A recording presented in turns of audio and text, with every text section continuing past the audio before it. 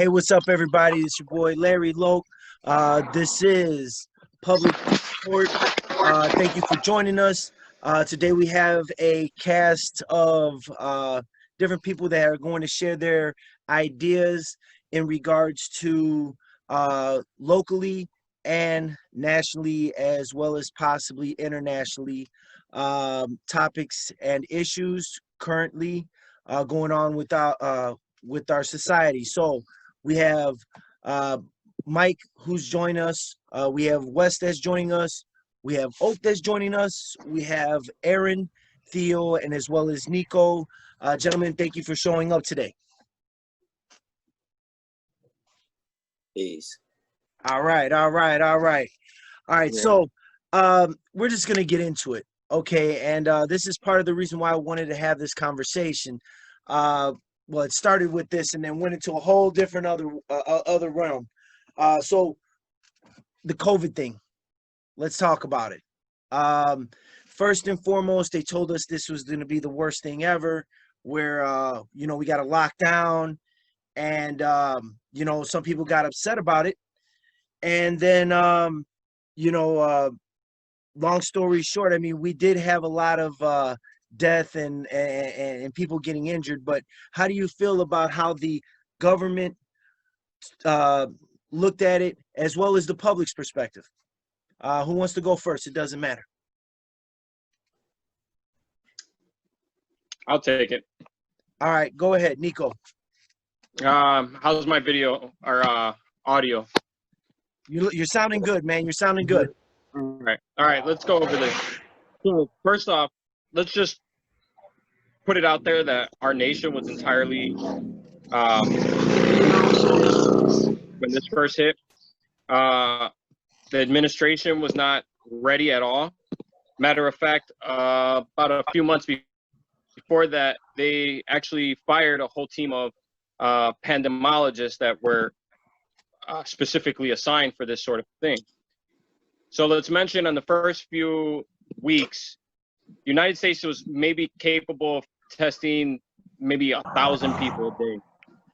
You had Korea, who's significantly smaller in population. They were able to test about 5,000 individuals a day, okay? Not to mention, you have the CDC, who was essentially putting out information that was, they weren't even sure themselves. You came out in May, in May, they took back the surface spread possibility, okay? They said that, in the first, month, they were saying, it spreads easily on surfaces. It lives for a few hours to maybe a couple days on a surface. And then in May, they took that away. Not to mention that it took them nearly, let's say 2 months to put out a statement that wearing a mask was recommended, which it has been proven that a mask can reduce the spread, legislate your chances of catching such a virus, since it does travel on particles, airborne particles, and water droplets. That was April 3rd, okay?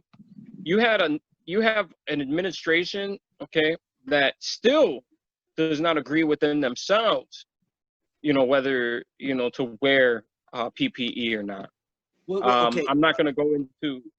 I apologize. You made a lot of good points. I just got to make sure that everybody gets an opportunity to speak in regards to this, but you are bringing up a lot of good points. There was a lot of questions that were not answered, and a lot of things that went one way, and then they took it to the totally opposite way maybe a few days later. So I could totally understand where you're coming from with that. Also, one last thing to put out there. You also have to take into consideration FEMA was legitimately stealing PPE from the American people. Okay, they were calling it redirection of PPE for government purposes, and then now you could take it. Sorry. Somebody else continue if they want to dovetail off this. I mean, it's really just more of the same. The administration was caught with itself completely unaware, not to mention the fact that it was a willful choice to be unaware because of the downgrade of the pandemic in almost every possible way while it began to supplant itself and spread amongst major urban areas.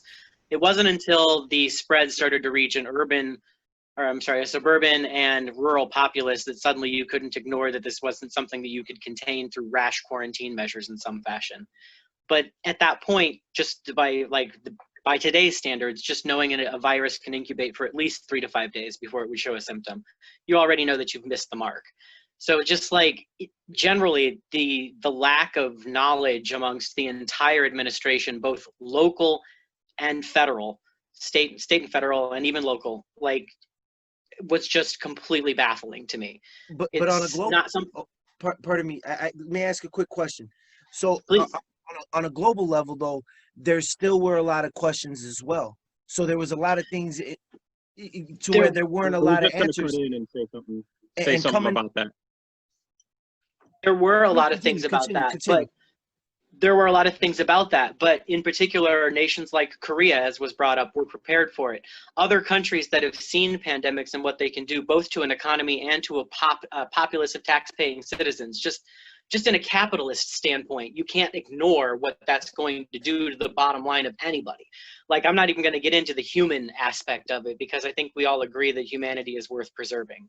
But the willful turning of the gaze when there needed to be more attention paid and more preparation made was just absolutely mind-altering, especially since the virus was something that we knew about well before it began to spread and took any preventative measures whatsoever. Oh, okay, but now that we're okay, first and foremost, I think that because the international community didn't have a grasp on what was going on, and I believe some of it was the fact that China willfully wasn't telling the world what was going on in their area. It made everybody who wasn't in a close, because remember, China, they also have a very tight-knit, you don't know everything that goes on in China, but somebody who's relatively closer, like a Korea, they may be able to get certain information that somebody who's halfway across the globe may not receive that information in the time to react. Can I touch on that? Yes, sir.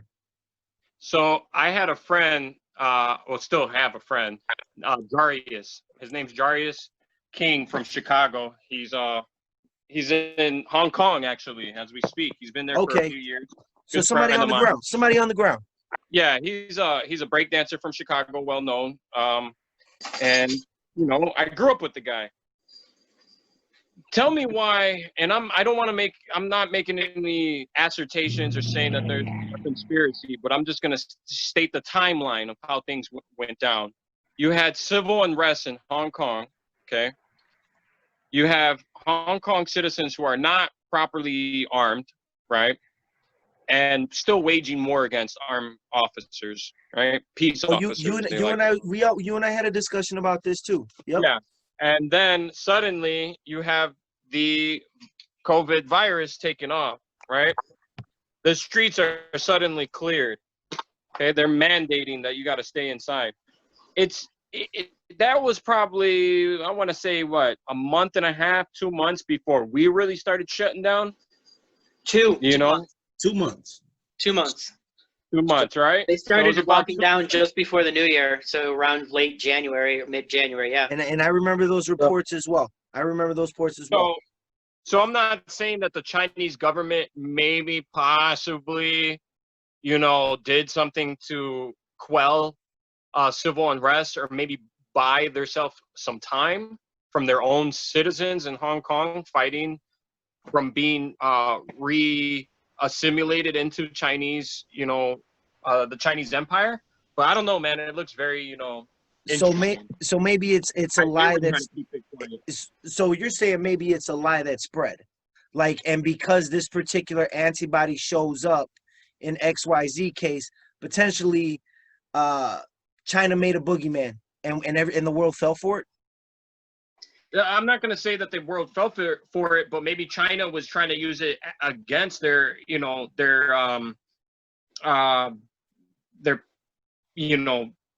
So you're basically saying the genie got out of the bottle. Yeah, the genie got out of the bottle, possibly, or maybe it didn't. Maybe something happened and just worked in their benefit. Okay. Okay. Because it cleared Okay. the streets. It cleared the streets. And maybe they were using it to their benefit, and that's why they wanted to keep it hush. You know, I see Theo And has they something lied to say. about their numbers. They lied about their numbers. It's a fact. If I was even looking at the numbers, I'm saying to myself, if it's 100,000, it's definitely got to be at least twice that.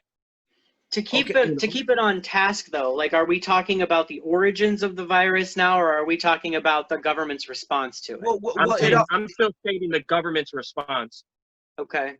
Because okay, China was lying to the world, basically. yeah, And that's what that's really made it. Gentlemen, I see Theo wants to say something. Let him speak. Yeah. So I I was watching a lot of stories coming out of China in December, and then it's been recently indicated that since November they were able to track a lot of cars in the emergency room. It was pretty well known that something was going on there that they didn't understand, because you started seeing them lock down their citizens. I watched videos of them kicking in doors and dragging people out. So for this administration to say that they didn't know, if I knew, they knew. Thank you. I think I'll end this point real quick because I know everybody got to speak. But I think that what we're seeing is how much world leaders care about their appearance and how they look. We're going into an election year. Nobody really cares how many people are actually getting affected by this. They want the numbers. And it's taking everybody by surprise. So China lied, but that's China. We were underprepared. That's typically not the United States of America, and that's the problem. Usually we snuff it out, but we have bad leadership right now. So here we are. Okay, let Oak speak. He's been waiting for a second. No, actually, I want to piggyback off that. The last thing Theo said is kind of the point. It's about the optics, right? So I remember in January, because you have to think about everything that's interrelated. I remember in January when Trump wanted to freeze travel, and the optics were because he was doing this this economic sanction against China, that it was part of some type of, quote unquote soft war against China. So he lifted the ban on for early February. Then when we started getting hit in April, it's like, why didn't you do anything? I'm not blaming, I'm not saying that it's not the blame of our federal government to be strong enough not to listen to peer pressure. But I do understand this is an election year, and I understand that there were other extenuating circumstances. Now, that should not take the place of public safety. I grant that. But then you come with one of the things that I have the biggest problem with. I have two problems with the national response to the COVID virus. Number one is the inflated numbers, which is in contrast to China's deflated numbers. Because you have to understand, I actually did a search on this. Before they started phase 2 of the COVID reintegration program, if you want to call it that, they were saying that if you let COVID go now, there'll be 219,000 deaths in America. There's 219,000 deaths in America every month. So I'm like, okay, cool. So then they started talking about the survival rate is 99.6%. And I'm saying, okay, so it's killing elderly people just like the flu does, or just like any other thing does. And I'm trying to figure out how you get an airborne virus, right? Because the flu is a virus, but most viruses are contact based on exchanging some type of fluid. So even if I sneeze on my hand and shake your hand, that's how you get the flu, or sneeze on you. So the precautions that they were doing, that they were enacting, they were like, okay, you'll die, but you can fight it if you wash your hands. So I'm like, yo, wash your hands? Okay, cool. I think the public response is directly correlated to the economic impact, right? So I think that there's money in everything. There's money in all tribulation, right? And when you look at it from an economic standpoint, I'm getting away from the virus, the actual disease, and I'm talking about the impact on America. When all of a sudden, working at Burger King is a quote unquote essential job. I love the rebrand too, by the way. If I have slaves, I'm going to call them essential workers. But You have a rebrand of everything. You have a lowering of another lowering of what the wages would be. You get to cut off their weight as a corporation. You get subsidies by the government. It's become a very I don't want to say lucrative because that's not true. It's a very No, it's precarious lucrative. thing. It's lucrative. Like, think about the way they've tried to weaponize this whole, like, just to kind of actually give a transition here to the police brutality thing. The Shake Shack incident, right? How much of that was blown out of proportion when really what it was nothing? The cop that wrote on the Starbucks mug "effing pig" and took that to his boss and blew that shit over social media before having to admit that he did that. How many people in service level jobs are actually people of color that are being targeted by them in this sort of way to sort of mince this need that you have to militarize the police, that they need more defense, that they're under attack by civilians who are just trying to do basic service level jobs? I think that's an Antifa thing, though. Honestly, I think it's an Antifa thing. I'll tell you why. Because you have a quarantine that nobody really obeyed, to be honest. But you have a quarantine that went on for 6 weeks. Then all of a sudden, you have a global response to a knee in the neck. And when I say a knee in the neck, I mean not only George Floyd. right, George Floyd, but they also had the exact same experience in France. So you have a global response to that, because what happened is they thought people were going to buck and rebel when they said the quarantine. Nobody really bucked, nobody really rebelled. So then they had to ignite something, because when it first happened, when they first called the quarantine, 2 days before the quarantine, they were sending National Guards to Chicago. I saw the flick. They sent National Guards to Chicago. Yeah, they were stationed. I saw them too. So, but nothing happened. So they needed a catalyst in order to try to usher in some type of pseudo martial law, because this is a martial law, but some type of militarized situation in America. So that makes me wonder if it's a global plot to militarize, especially urban areas. But I don't know. I don't know if it would go that far. I would say it's actually blowing the opposite direction, and that's what's really kind of come out of this, is that there's been a recognition, I think, for a long time by everybody in the international community that the way we police our citizens, period, is absolutely out of line with the way any tax-paying citizen should see themselves. It's odd that we fear our government and not the other way around. We put them in power. Why are they not representing our interests? And furthermore, like, just even looking at the way the Irish people do democracy, you don't vote and then lose. You vote, and then if your guy doesn't get in, your second choice gets in. And if your second choice doesn't get in, your third choice gets in. You're still invested in the system. You're never kicked out of it just because your guy didn't get in. That's not the end of your voice. So we already, the way we represent our people is just jacked across the board. But there's this intent need to, if you want to get into like a global system of oppression to it, unleashing this thing in an election year is particularly interesting when it affects elderly voters, when it affects people of color, when it affects these very marginalized groups of people most deeply, because of the way systemic racism has always affected the health of people of color, has always affected the health of people with disabilities, and has always affected the health of elderly people who are no longer the tax-paying derivatives and more of the Social Security sucking system that they're seen as. That I think has a lot more teeth to it than the global people trying to respond to oppressive America. I agree with that, but gentlemen, something happens every 4 years. Hold on, real quick. Make your point, Oak, but let's get back to the next topic. Real quick.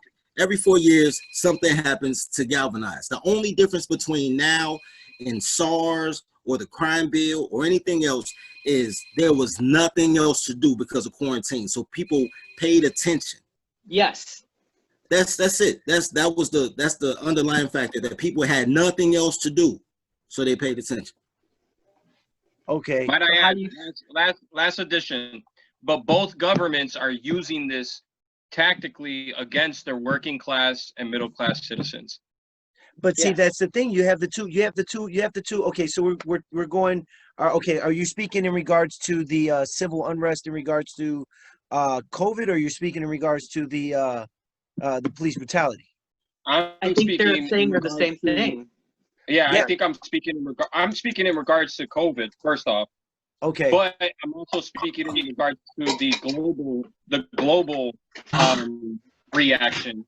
You know, we had governments that essentially knew, but they didn't do anything about it because they have money invested and aligned in the industries that would benefit off of civil unrest Well, see- and hundreds of thousands of people getting sick. Well, see, I mean, that was the funny part to me, and then let's just wrap that part Am I up in cutting regards out? to the COVID. You know, we can all agree that it just seems funny how leading into our next subject, you know, how different governments around the world prepped up for something to happen. It really didn't happen in certain areas to where it was a total civil unrest, and now we bring up our next topic, which is the overreach of police. And you know, it's been around since well, I mean, the message and "fuck the police" by NWA. You know, we've all known about the overreach of police and what happens, and it was, to me. Let me just start by saying this in regards to what happened in the George Floyd case. What really made me feel, despite what made the aftermaths that happened, one, everybody was on the same accord with this was a horrible thing that we all saw in front of us. This officer who should be held to a higher standard did something that everybody who saw that 8 minutes and 46 seconds said, "Oh my God, this is shocking. This should not happen when somebody's doing their job."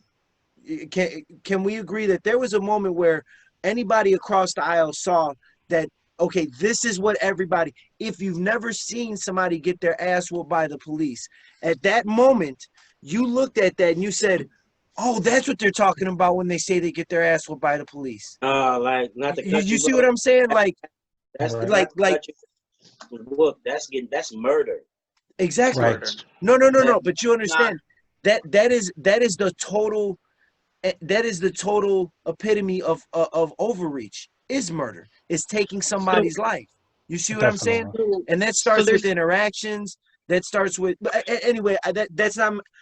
It's not about my opinion, gentlemen. It's about your opinion. So, who wants to take the? Who wants to take? I'll take this one. I'll take this one All right, straight Aaron, out the gate. go with this one. So I want to start by Yeah, just Mike. saying. Say something. Sorry, go ahead. Oh well, no, I was just gonna say. I mean, when I first saw the video, I'm like, holy crap! You know, I'm like, this dude just pretty much, yeah, like everybody else agrees. You know, the guy murdered him. You know, and so, and this is why it's so important for the public to know what the states or every single department's use of force is. This is not just for police officers; it's for the public to know. And this is, we could easily Google this kind of stuff, and it's online. And not just the use of force policy, but even the state's forcible felonies. I know here in the state of Illinois we have 13 forcible felonies, which goes hand in hand with the use of force policy. And I could assure you that every state has their own version of the forcible felonies.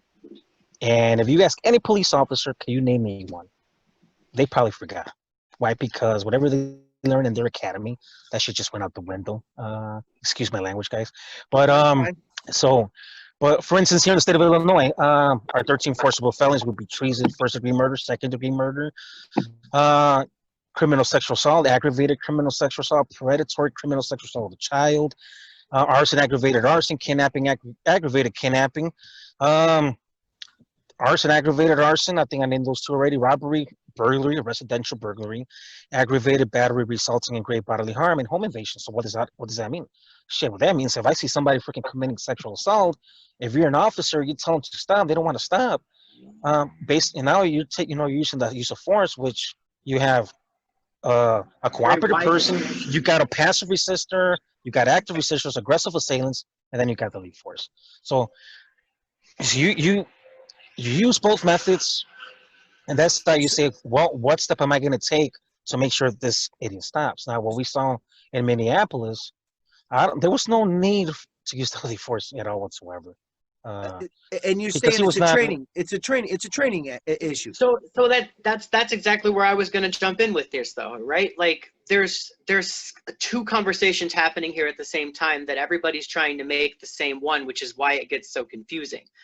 There's to piggyback off of like the fuck the police with NWA way back in the day. Also, I think it was Flavor Flav was 911 as a joke, and everyone was mad Exactly, about that. But that was actually talking about the lack of response times for emergency vehicles to come into crime-rich neighborhoods, where suddenly it took 3 hours to get an ambulance to come in for a shooting when it took 20 minutes to get somebody to and from the scene of an incident anywhere else. But that wasn't the conversation people wanted to have. They wanted to go into this, how dare you talk ill of these other people? And it's like, but why aren't you holding them accountable to their job, is the conversation no one had there. So in this respect, the other thing is it's a lot like teachers. The job of a police officer since the 80s has become so overstretched to the point where anybody who would actually sign up for that is fucking crazy already. The fact that they're already being asked to either walk the halls of a high school where everybody that they touch or interfere with is a minor, which brings in a whole other realm of what the fuck am I touching here. There is, not to mention that, there's the fact that they're held to mental health situations, the fact that they're held to domestic assault situations. Okay, Like there's a certain point where they're just simply not the people for this job, and they've been lumped into so much of it that it's impossible to even train somebody to walk out on the streets and then respond appropriately, period. Well, They're just not fit, and the fact that we're saying that they are is batshit crazy too. Well, Aaron, one call they can get to where it's a cat in a tree. The next one, it's a hostage situation. You don't know where you're going with it. You know, so in regards to that, there's some PTSD that may happen. Some sort of, you know, I look at it like this. It's not before we even get into the actual creation of like the individuals in it. Just what that position is asked for. It's just like a teacher. Are you also a nurse? Are you also certified to teach people with disabilities? Which disabilities? Blind, deaf, hearing impaired, like learning disabled? Like it gets into such a spectrum of you just must be a master by association or assumption that we have left behind the idea of caring and just walk straight into enforcement. Can I jump in right here? Yes. Can I jump in? All right. So that's the idea. I'm listening, guys. I'm listening. Police overreach is a problem. We know that. You know, maybe some people still. A lot of it's constructed. Was my point. Sorry. Was your point? The police overreach, the capacity to do so is constructed. Whether they do so or not probably has a lot to do with the individual, but the fact that they can do so unequivocally and without question or restraint is just structured intentionally. Yeah, it's a problem. Crazy. Don't get me wrong, it's a problem. But let's take into consideration that we already know that they're not hitting the mark. They failed what, 70% of their voluntary oversight test in Chicago. I want to say it's yes. Okay. So here's one thing, though. You know, they're not making efforts to change. They're not making efforts to change, and they're dealing with all these situations. But that's how we need to change. We need to change by making specialists. Okay, we have agents that here. This individual is not. May I interject real quick? In a competent manner. Nico, a lot of things like, okay, in my opinion, in regards, and then I'm going to get to Wes because Wes was about to say something, but I've always thought to myself, why isn't a tail light or something a DOT problem instead of a law enforcement problem? Right. Because of the law. You see what I'm saying? Because technically, if my light's out, then that's a DOT issue. That's not for somebody to pull me over and ask me what's in my car. Right. Yeah. You see what I'm saying? And that's what always can happen when there's more interactions when it comes to law enforcement. That's part of the structured ability to just get into places like why? Exactly. But Wes, you were about to say something in regards to this? What I was just saying is like the police are here to protect and serve, but they're here to protect and serve the government. They're not here to protect and serve you specifically. So like, for example, with like what you're saying with schools, like, yeah, we can add on all these services and we can provide everything to everyone, but how can we do that for free? It's like, we could have nurses and mental health and we could have everything Or We we could could have stop everything. buying tanks for civilian police forces. We could stop spending $2.6 million per settlement on every wrongful shooting case because somebody was crazy and threw poop at somebody, which every Stop mental health throwing counselor has had an 25 experience with billion in their to life and would never Right, pull but- a service weapon Yeah, for. but we already spend $5 billion a year in Chicago alone on CPS. Kind of my point. Oh, first of all, though, I want a private tank. So don't hate. Yeah. Here's the thing, though. When you look at it, here's what happened. A lot of this has to do with private prisons because in order to fulfill a private prison capacity, everything has to be illegal. So they have to give you. What happens is because first of all, police are not the law; they're law enforcement. Right. They have to actually send you to the sheriffs. Sheriffs are the law. There's no real. You don't really see that many issues with sheriffs, state troopers, county police officers. It's always the police that are trying to protect the municipality's property. Right. So what ends up happening, here's the flip side. Here's the difference between teachers who are paid to be babysitters basically now and police officers. Teachers, in order to become a teacher and become part of the union, you at least have to fake like you're smart. You at least have to go to school and get a bachelor's. I promise you, some of the plumb dumbest people I've ever met in my life were cops. As a matter of fact, I have a cousin that's a cop. Oh man. Her son, she failed the written exam. Her son took the written exam for her sophomore year of high school. So she had a 15-year-old boy had to pass the test for her to carry a gun. I don't trust this chick with a gun. She's my cousin. I don't trust this chick with a kid. But these are the people that go out here and they have to make split-second decisions with absolutely no reference point or common sense because they're not. I like the DOT comment about having a broken tail light and DOT comes out because it's still a revenue protector, right? Because that's what they're turning the police to. Detectives solve crimes, but the police are basically just revenue collectors, which is kind of sad.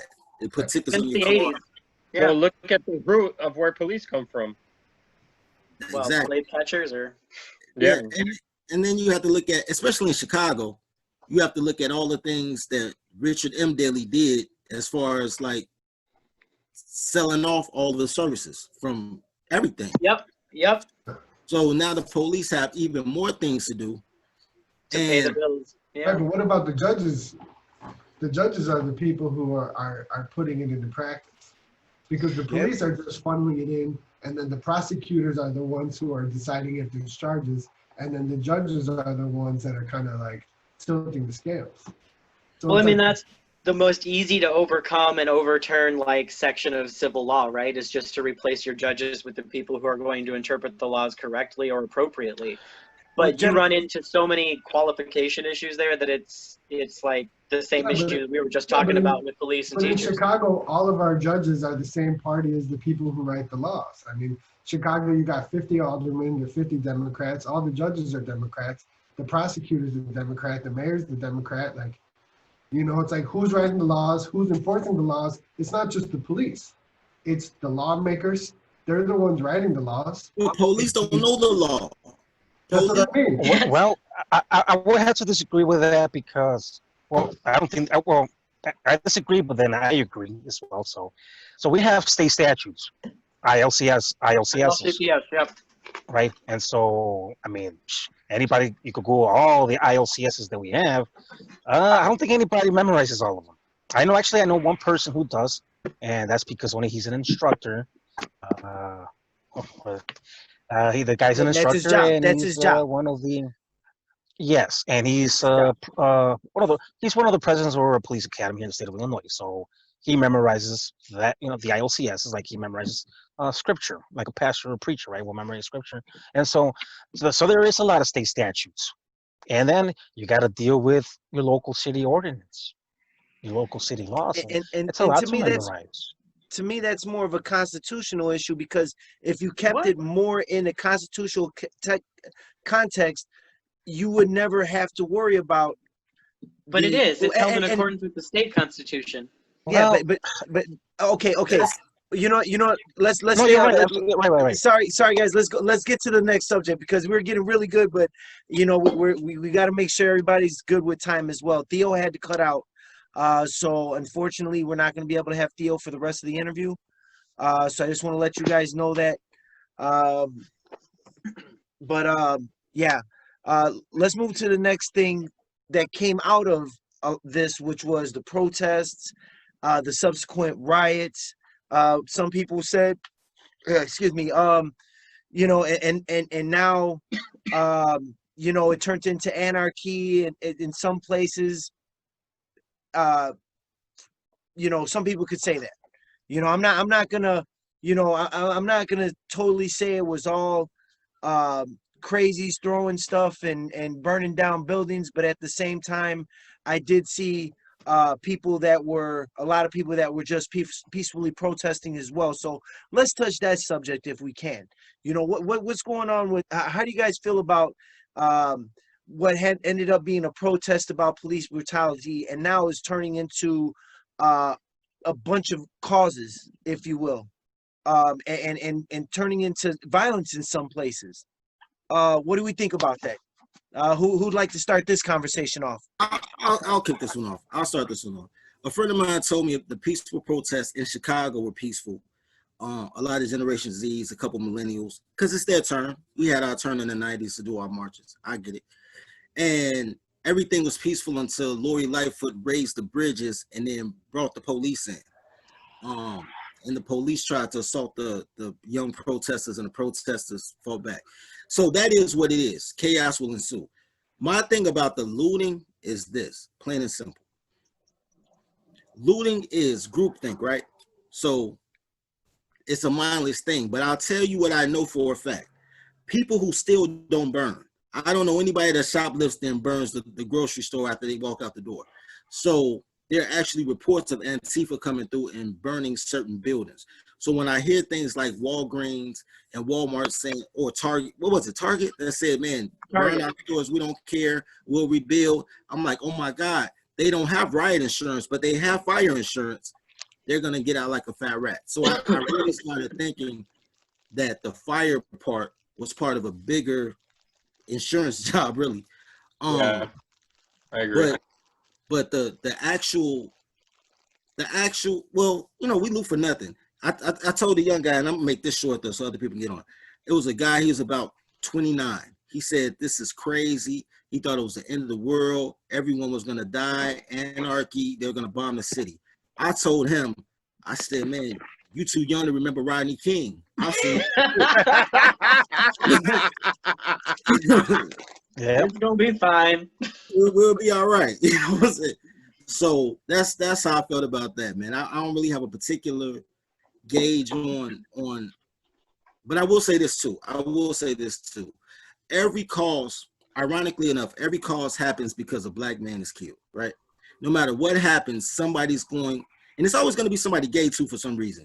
Some gay rights or feminist power group is going to say, we love black men, to give us money for transgender housing. It's always going to happen. So I'm not even sure where you're going with that, but continue. I could see where he's coming from. So no, he was. No. Okay. When throwing stuff out like there, give some examples. So what I'm saying is, when you start talking about causes, people look for tragedies in order to push their agendas. Their agendas don't always match the actual incident, but there'll always be an agenda. So right now, what we're seeing is the agenda for bankers, stuff like Chase Bank, the stuff that they're doing right now. Black Lives Matter back in the picture. Antifa is getting funding. All of a sudden, every group for their own individual gain is saying, yo, we support what they're doing, give us some money. So everybody's making money off of this, except the targeted demographic that goes through the turmoil. So you're saying George Floyd family really isn't getting much out of everybody else pillaging for their cause, for his cause? George Floyd's family is okay. That one individual person, his family is okay. He's probably gotten 13 million out of this, easily. The problem is that it's a police issue. It's not a George Floyd issue. George Floyd was the straw. that broke the camel's back. But it's a police issue.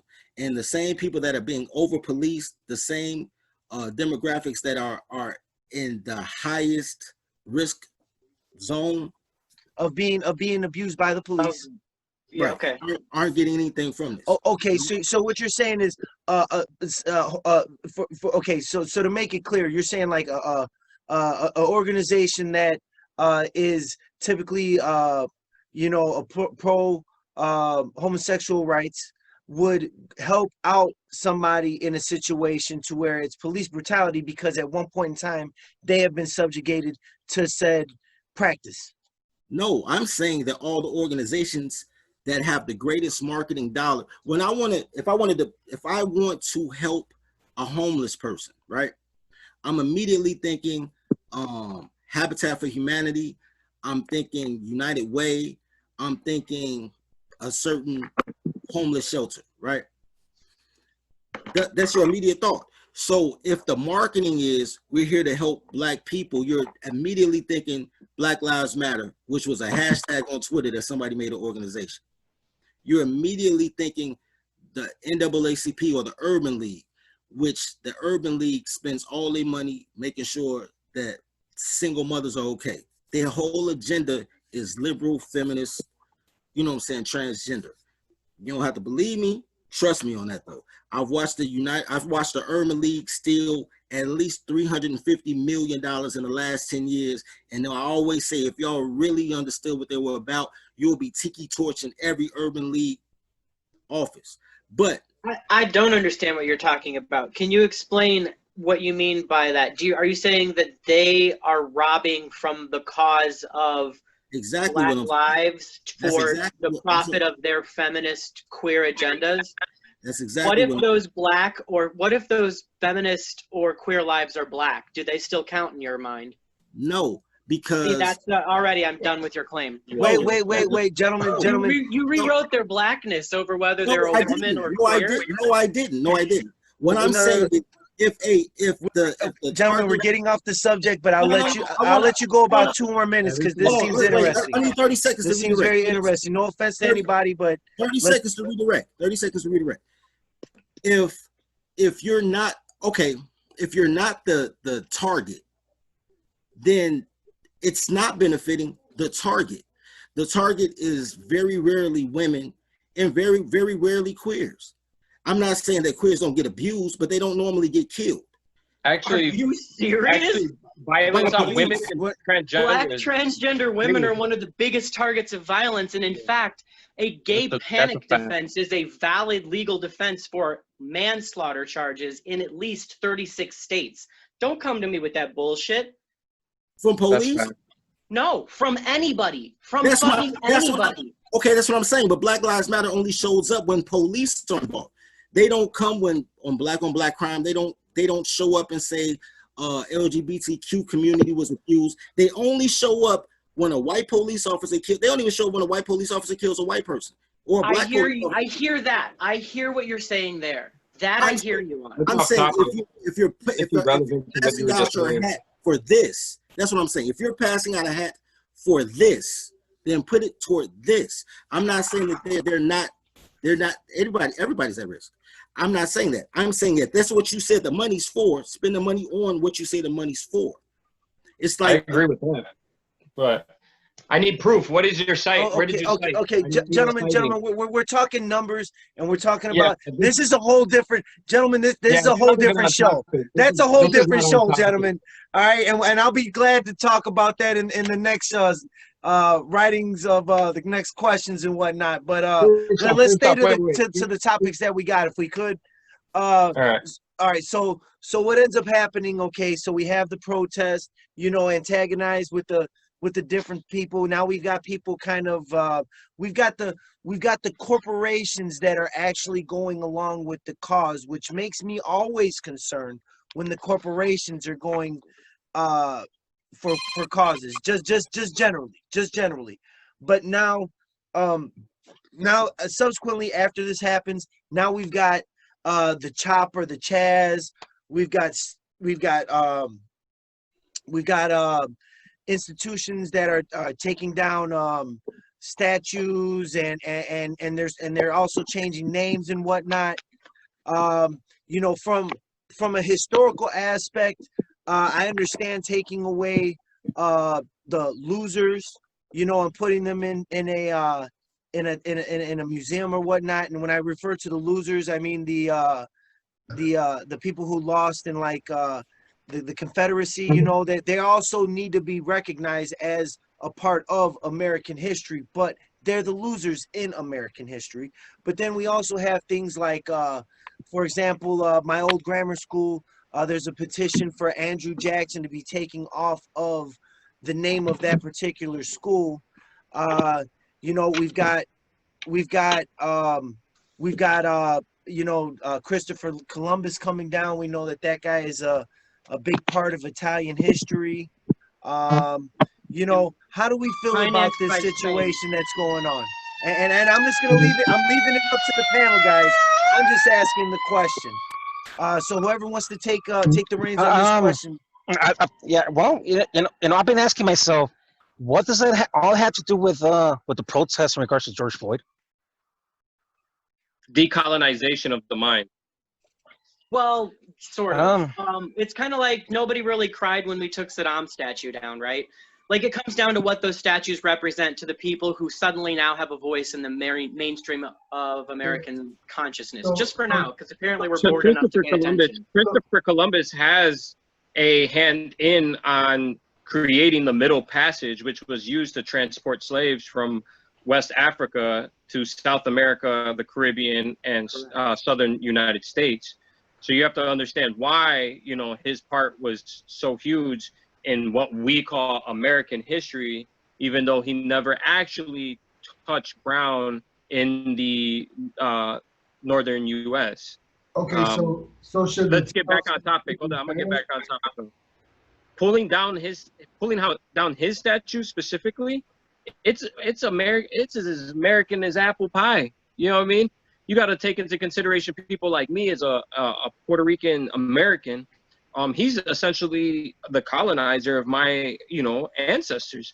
So I'm not going to deny the fact that I also have Spaniard blood or West African blood in me, but my ancestors were native Caribbean as well. So you got to take into consideration that this person, you know, is essentially the Hitler of Caribbean people and also borderline the Hitler for, you know, African Americans due to the Middle Passage. You know, he was trying to find slaves, and it just so happened that the native slaves were, you know, they knew their land too well, so they could just run away and survive in the wilderness.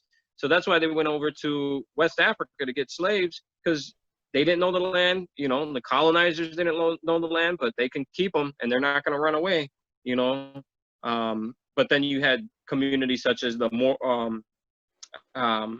Maroons that started colonizing around the United States, southern United States and Caribbean. But that's getting off topic. Back on topic.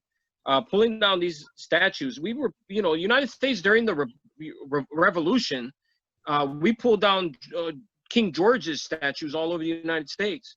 You know, what did those statues signify? Those statues signified colonization. Same way that Christopher Columbus, to me, of an individual of my heritage, he comes off as a colonizer for my people. And to throw his statue in the fucking river is it's a sense of it's cathartic. Okay, Wes, you looked like you wanted to chime in on this one. I mean, it's a challenging subject because like a lot of these people just don't have anything to do with it. Like, I'm not pro Confederate statues. I think it's up to the area. You know, if people don't want it, take it down. But like, when you ask if it's up to the area, are you talking about the area of registered voters who aren't suppressed and can show up to whatever local polis and place their vote for a statue to or not come down? I mean, that's kind of the problem here.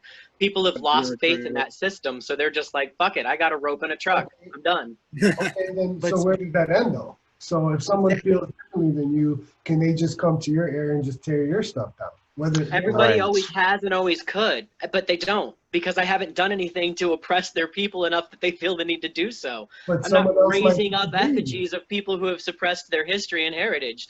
Yeah, My yard does not fly a Confederate or Nazi flag. I'm not making myself, by virtue of putting my speech out there, responsible for my speech, no matter what it is. That's how that's working out for these statues. That's the speech of a populace at the time who was very white and in charge and spent their tax dollars, which didn't necessarily come from all of their pockets, to put up this thing that not everybody voted for. And people are done with it. So this is No, really no, just some people people are shortcutting done. that bullshit. I'm just saying that, like, when you look at history, not every slave in America was black. There was plenty of white slaves here. There was black You're slaves. talking there about was- indentured servants, or you're talking about white slaves? Yeah, Because that's those are two very just- different There's things. both. I mean, Those Irish slaves. they had white That's slaves. a whole There's other been documented conversation. Irish It's not even slaves. remotely accurate to Okay, what's going so on here. so should we Yeah, turn down mosques because That's false Muhammad owned equivalency. slaves and like slavery? Should all Well, yeah. I can hear where he's coming from in regards to, Right. you know, okay. For example, in the Islamic world right now, there are documented cases of open slave markets. Like, it's documented. Right. Now, mind There are you, cases of that here. Like, no, I don't know not why that open even markets, needs to be not relevant. Aaron, Yes. we're Where is not that open. at? I have not seen an open market. Where is the slave I have market? not drove down the street. Like, okay, we knew there was a drug problem when there was open air drug markets and there was people down the block for the good cocaine. That's when we knew that there was a problem with drugs. Like, we didn't know where that was, you know. Now imagine if somebody said, hey, down on Irving Park and Cicero, there, you know, there's a market to find people, I would be upset. I would go down there and hurt somebody. Sure. You know, physically, I would go down there and hurt somebody. But a But you minute can- ago, we were leaving that up to the local populace to be okay with. So No. There's a Statute, not difference talking about between people. something that, okay, for example, right? I may get offended at a Che shirt, right? I may get what? a Che Che Guevara. okay. Okay, if anybody's familiar with Che Guevara, okay, okay. If he talked horribly about black people, he talked horribly about the Mexican people. Gay people he killed. Don't forget Yeah, that. exactly. He went into we're talking about a monster that went into there, that people have shirts of him that killed families. Now, okay, if we're going to take away somebody else's figure, let's think about the figures of everybody. And that's the reason why I feel that even though people don't like it, in certain aspects, we have to go through the channels as a society in order to change it, or else It's American, baby. That's Nah, it's American as apple pie. Revolution is It's not a American statue. as well, and here it is, taking statues down without going through the process. I mean, both of those exactly. No, arguments hold as both much sides water have as a the point. other. Boys, I'm pro statue, right? I'm pro statue, but I'm not against anybody that's anti statue. Because most of the statues were built after the war, after Civil War. So a lot Like of those Jim things, Crow era, yeah. right. So a lot of those are memorials to losers, built by losers, and they were private memorials. They weren't state Out funded. of fear that, yeah. Do whatever. But I will say this. This is why I'm pro statue.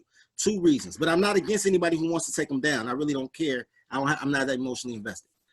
The reason I'm pro is because in Texas right now, and they're actually doing it along the whole Bible Belt. They're erasing slavery from history books.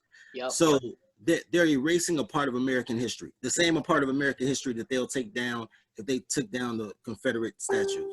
But the second reason, which is pertinent to me as a Chicagoan, is graffiti. And at some point in time when I was a youth, and even now, you know what neighborhood you're in based on the graffiti that you see on the wall. The same thing to be said for statues or any type of monument.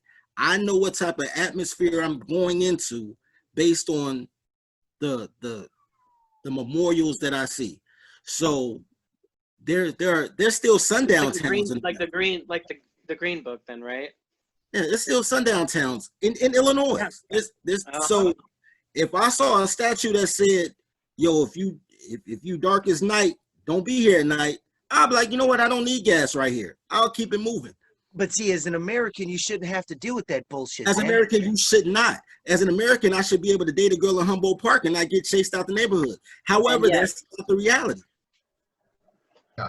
That's a mentality, and I think that has to deal more with nationalism, as far as, you know, us thinking of each other as neighbors and citizens. You know, Yeah. He's not wrong though. Like, the threat to their life is very real. The whole reason we got together for this podcast is basically based around the same catalyst of a black life being taken for no fucking reason whatsoever. So what he's saying is it gives that same symbolism. I don't know what it's like to live that experience, so I can't say there would be other ways to read that atmosphere. I would hope there would be, but I also hope there wouldn't be at the same time, for the sake of your experience. It's an odd position where I don't feel like I'm qualified to speak. No. Once again, I'm not anti-statue. I think a lot of statues are stupid, especially the ones that are privately held. I think the Confederate flag is stupid because you lost. I think black people that wear Che Guevara t-shirts have no idea who Che Guevara is. Exactly. There are things. I think that Andrew Jackson is probably the best president, even though he owned slaves and was a pedophile to the 13-year-old girl he had like 50,000 kids with. But I Don't feel forget the Trail of Tears. you know what? The Trail of Tears is a strange thing. The Trail of Tears is He lost in the highest courts. he Yep. did lose, and he told John Marshall, you made your decision. Let me see you enforce it. And I get that. That's fucked up. I also find it amusing that he went into Negro Town, but they walked out of Jacksonville as Indians. But I don't even talk about that. I think Andrew Jackson. I would rather wear Andrew Jackson t-shirt just because he's the last president that successfully fall off the global bank. the Fed. Yep. Yeah. That you. I mean, you know, you can't discount somebody's good points. I mean, everybody has been an asshole at one point in their life, or even. But you can't say that if the person that created the microwave may have been an asshole, but he still created the microwave. Right. And the microwave is a useful tool. For Yeah, but- everybody. Even though we disagree with the radiation. Yeah. You know, but you see where I'm coming from. I understand what he means with the Andrew It's Jackson deal. microwave, not really. You know, it's history is the son of a bitch, man, and that's why we're having this conversation. You know, But history is made by son of a bitches. Like you have real. You gotta have the will to die or kill in order to be worthy of a Wikipedia page. So I get Yeah, it. Boudica is someone people forget. Ain't that a bitch? Yeah. I mean, that's just the way these things go. I mean, that history is one of those things that's always been written by the winners and revised by people's forgetfulness. So that's the bigger problem here, right? And that's, you know, we'll always be doomed to repeat what we forget, but that's also sad.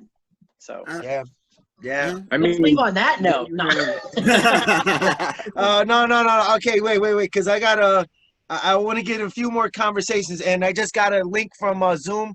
Shout out to Zoom. They said I can get a little more time on this because we've been going for a while, guys, which is really impressive, man. I really appreciate this. All right. I got a question, guys. Do you want to go with defunding, abolishing the police, or the presidential race? What's more fun? Let's go for the presidential race. Yeah, we kind of covered abolishing the police indirectly with the redistributing. Yeah, funds. we did. Yeah, kind of. Okay. So, yeah, All right. Beautiful. I love this, guys. Hey, thank you again for showing up, man. And everybody who's watching this, it's our first time, man. So I hope you're entertained. All right. So done with the plug. Let's get into the next question. So presidential race. Who wants to go first? I will, because I'm mad about it no matter what happens at this point. I've never had faith in Biden to beat Trump. I feel like any man who thinks that any person's hair is a scented candle is already fucking problematic on his face. But then we can get into, like, you know, he has a lot of great sob stories, but liberals were already in. They don't need the sob story. He's just not appealing enough to a broad enough base. He supported segregation. He's a relic. He's a He's a fossil. Democrat. He's not representative of what the Democratic Party is moving or trying to be. And I am saddened that the Democratic Party is so afraid of change that they embraced that old man trying to make or buy time for some other moderate ground to come forward. That has never worked. Never has, never will. People have made their decisions where they've made their decisions. You're not going to win votes by peeling off people from the center. Yeah, So but weren't the Confederates all Democrats too? that you're going to have to get into a platform switch of 19. We're not getting into the platform switch That's a conversation. red herring. No. That's a Let red him herring. let him talk, and let's That's a talk red about the herring. You're doing it presidential. entirely Let's different. just keep it with our little bit of time on this, man. Yeah, that's like, we're not going to try and pretend that history can be packaged and reintroduced in marketing because we do it every fucking day. Yeah, come But on. right now, we've got Shame on you. Trump. We've got a man who's basically embraced nationalism and white Christianity, and that's specifically the brand that's selling for him is white Christianity, also known as evangelicalism.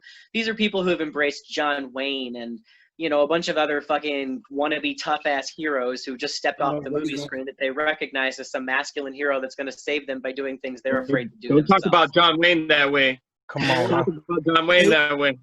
Dirty Harry is another one that we got behind. Clint Eastwood. I mean, we can get into that, but like, this is the thing. They rally behind him because they recognize that he's going to do this thing. I heard a thing about this on NPR that summarized it very beautifully recently. I was like, listening to that. I was listening to Yeah. that. It was fabulous. It was absolutely fabulous because it was very, I think, objective, where it was just like, this is not a new thing. Trump is not new. We've done this before with Reagan. We've done this. Control Like, through force. white Control through savior force. of Christianity stepping in to keep us safe from all of these scary What- others. Can I ask you a And question that- though? Yeah. You said white Christians. What's wrong with being a white Christian? Specifically, the way white Christians regard Christianity is that they don't see themselves as part of the black community. They don't see Can I themselves also jump in right there? It's a problem when you start stepping on the pillars of what this country was based on, which was life, liberty, and the pursuit of happiness. They are not the only ones that are pursuing life and liberty and happiness, okay? There's other people here too, and they can't just go and try to pull the fucking carpet underneath you every chance they get. And then White Christians are switch the up only the rules. people who are believing that they have the right to impose their beliefs and religions on other people. Exactly. You can have an Oh. anti-abortion stance, and you can have an anti-abortion stance and not have an abortion for yourself, but to tell other people how to regulate their body and their religion because of your beliefs, Yeah, but it's not your place yeah, in but any at way, the same shape, or time, form. most And Okay, whether or not you find your right to step into somebody's bedroom and find whether or not they have a marriage that should be defined by the way the Bible sees it is a very different conversation that has only been very thrust upon with this white Christian voice that honestly, while it's been present in all of America, has only made itself apparent now because it's scared that it's no longer the majority. That's specifically the voice that's rallying behind the Republican voice now. And I find it alarming that more Republicans aren't critical of that. But at the same time, I'm not surprised. The same way that I'm not surprised that a bunch of centrists embraced Biden, for fuck's sake, because they're afraid of a radical like Bernie. I get it. Biden's Well, such a creep. Can I just say that? He's just guys, such Yeah, a creep. I think we can all agree on that. No, I'm not going to go there. I'm not going to go there. I'm supposed to be unbiased on this, gentlemen. Such Okay. a creepy guy. All right, Would you let him let's alone, get Mr. everybody else. Let's get everybody else in regards to this, so we can get everybody to eating their dinner and whatnot. So I'm going to add to what he was just saying as far as white Christians, supporting Trump. But then again, I know a lot of Christians who have sort of abandoned the faith. Why else they still go to church and just adopted, the leftist views? With you got to accept transgenderism. You have to accept those views into the church. So it really depends on which white Christians we're talking about. Yeah. Because white Christianity is very divided. As a matter of fact, Christianity is very divided as we speak. Let's talk about white nationalist Christians. You're talking about the ones from the South, pretty much. Actually, mostly the ones that's in the not true north because and south. Wisconsin does have recognized recognized hate groups. So we'll you know, Donuts, I'm not Illinois. Right. White so, Rabbit. White but Rabbit exactly, is and that's is a one. good group based But out I'm of saying I Illinois. understand where he's coming from. That Uh-huh. Christianity is also taking a look at things from a perspective of I need to come to Well, Florida. right now the I haven't church seen is very the church is very divided right now. So that I could see. So, but going into the presidential debate in itself, I mean the presidential how this is going to like who's going to win? oh yeah, yeah. I don't know. What are your views I don't on the know, man. You know. presidential race? Oh gosh, I really haven't. I would love to see them both debate. Just talk about issues, talk about things. Can I we don't even just, know like, that's going to happen. Can we just give them both like giant inflatable boxing gloves and just That'd be awesome. That would be awesome. You know what? or like in like those hamster wheels, right? I mean, right now, I don't think They there's a can do reason right now. American Gladiators. American Gladiators. Whoever wins this, it's the Hunger Games, but you got to play it, old man. No. You know what though? That would get better ratings in the Super Bowl because you got Donald Trump running NBC, and then you have Biden with Hillary that runs the Post. Yeah. It would be great. You know what though? I'm two-term Trump. I'm not pro-Trump, but I'm two-term Trump, and I'll tell you why. Because Biden he has to be senile, bro. He has some type of dementia. Nobody wants to vote for Biden. It doesn't feel good, so people just won't vote. And when people don't vote, Republicans normally win.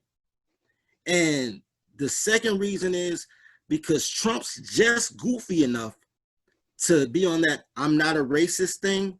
So if people really played it right, they'll get what they want to get out of him just because he wants to prove that he's all inclusive.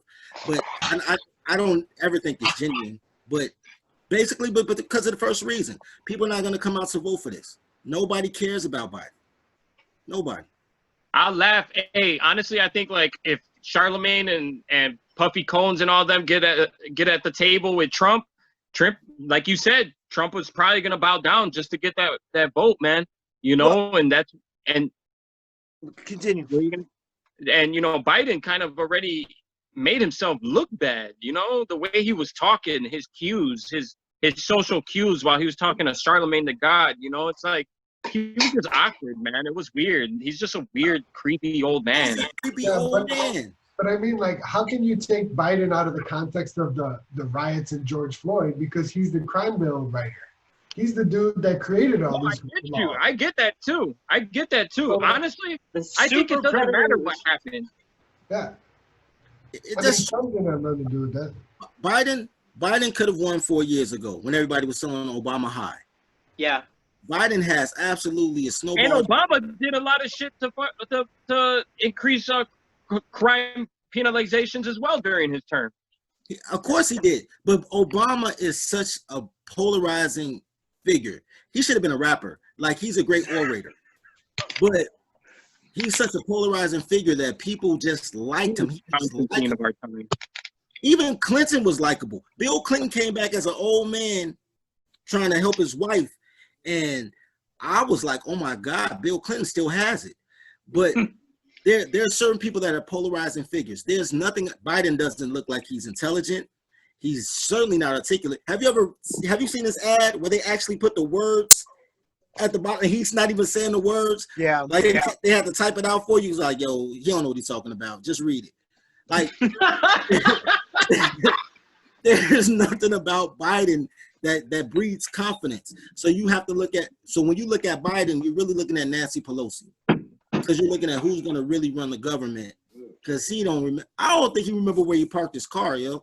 I'm afraid that when he starts, now this is me putting my insight. I'm afraid that when he does his concession speech or whatever, he's going to say it's for the wrong office, to be honest with you.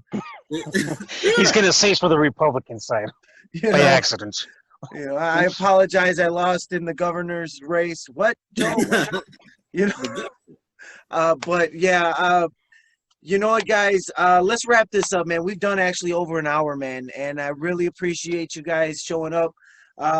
Look, I'm gonna put it out there on the YouTube. I'm gonna hit you with the link, man. I really hope everybody enjoyed this, so that if I ask you to come up again and discuss some more subjects, maybe we can. Maybe not every time, but you know, I can have some people as reoccurring guests, man. And yeah, I hope everybody felt comfortable here, saying their part and being a part of the conversation overall. Yeah. All right. Before we Awesome. go, anybody want to plug any events or anything going on currently? I'll plug something. Yo, go to noshoworganic.com, grab your hygiene products. We just came out with a great facial scrub. It's awesome. And I'm looking forward to working with Loke on the new Dirty Folks commercial / jingle. Is gonna be awesome because he's awesome. We're just trying to wait till he figures out his new plugins. But yeah, tune in. All right, cool. That's what's up, guys. I really appreciate you coming out, man. Thank you guys for watching. And yeah, public Discord. Gone. Awesome. Good night, y'all. All right, have a good one, guys. Cheers.